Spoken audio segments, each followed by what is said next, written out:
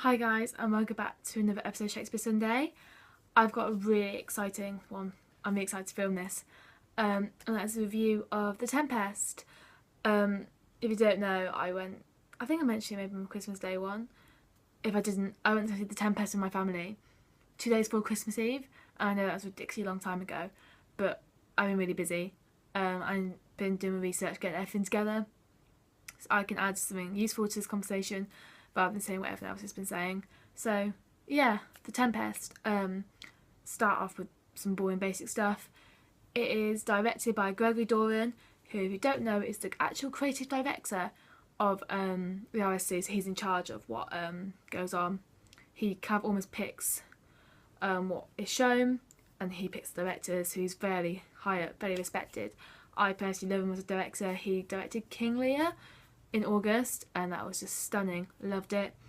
The digital character creation, which is very important, I'll get to that later on, was made by the Imaginarium in collaboration with Intel. I've tried to do a bit more Googling since then, but I couldn't find anything, so that's all I've got. And the beautiful music was done by Paul Englishby.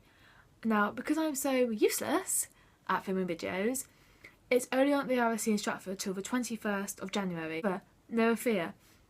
It is coming to the barbecue in London from the 30th of June to the 18th of August 2017, so in this summer. And I think you should go and see it, and this is why I'm going to tell you why. The cast was phenomenal. Joe Dixon was Caliban, Mark Quarterly was Ariel, Jenny Rainsford was Miranda, and playing the lead role was Simon Russell Beale, as he was playing Prospero. He's one of those actors where, like, he's played every single one of Shakespeare characters. Like, I was looking through his list, and I was like, who hasn't he played? Like, literally, I was like racking my brains. I don't think he's played Petruchio in Claim in the Shrew. And sorry, Simon, I think you're a bit old. I think you missed the bullet with that one. But nevertheless, I was very impressed with the amount of Shakespeare work he's done, and that definitely showed through his performance. He commanded the words that they were his own.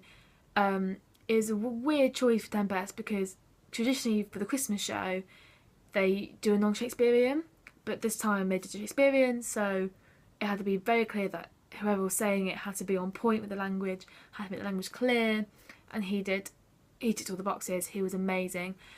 His Prospero was really interesting because I swung from hating him and thinking what a terrible person, what a terrible father, to pissing him and being in tears at the end. Like, his final monologue, like, Google Prospero's final monologue anyway, and then with the context that Shakespeare's last monologue, and it's just so sad.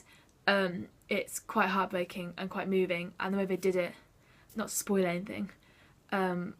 Actually, yeah, spoiler alert, I'm going to be revealing the plot and revealing how they did things. So if you actually do want to go and see it, that's why I did all the important stuff at the beginning, then turn off now, and I won't be held responsible for any spoilers, basically, if you're going to read it for yourself. They turn all the lights on, and it becomes basically Simon Russell Beale talking to the audience, asking them to piss off, basically, and it's charming, but it is really beautiful. I really should have started with the plot. The plot, if you don't know, Tempest is one of Shakespeare's last plays, and the last three, the order's quite jumbled up. People don't really know where it's positioned. Basically, Prospero has been washed up on an island, has been betrayed by his brother with once baby daughter. She's now grown up, and he learns magic. Kidnaps Ariel. He effectively kidnaps Ariel, but Ariel is almost like his servant. And this is where it gets a bit. And then there's Caliban, who is his slave. And again, that was done really well, like delicately. Like, the barbarousness of it wasn't shied away from. But again, it was in a way that almost children could understand. Like, what Prospero does is wrong. What happens to Caliban is wrong. Yet Caliban also does bad things. And Ariel does bad things. So that's what I like about The Tempest, is no one's perfect. Everyone has some flaw. Like, I found Miranda useless, but at the same time she could be incredibly brave, and I found Prospero possessive, but in the end he lets his daughter grow up.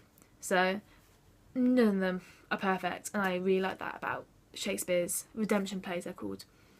My favourite, however, sorry, my back is really sore. My favourite, however, was Mark Quarterly's Ariel. He was phenomenal. Like, I've never seen someone move with such grace and such poise. He was funny, and then he was dark, and then he was childlike. The costumes were beautiful. I should have googled who the costumes made, but whoever they were, serious talent. I was in awe of how beautiful Ariel looks.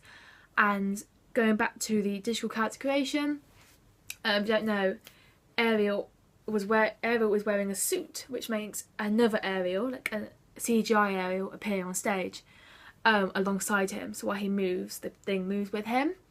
Now, this one's arguing my family, because my brother didn't enjoy it because he thought the CGI was crap. In my opinion, he was expecting fucking Avatar. Like, this is the first time they've ever done it. And I thought it was fantastic. Like, but he was so good that I almost was ignoring the CGI. So I was watching the way he moved and the way he bounced about.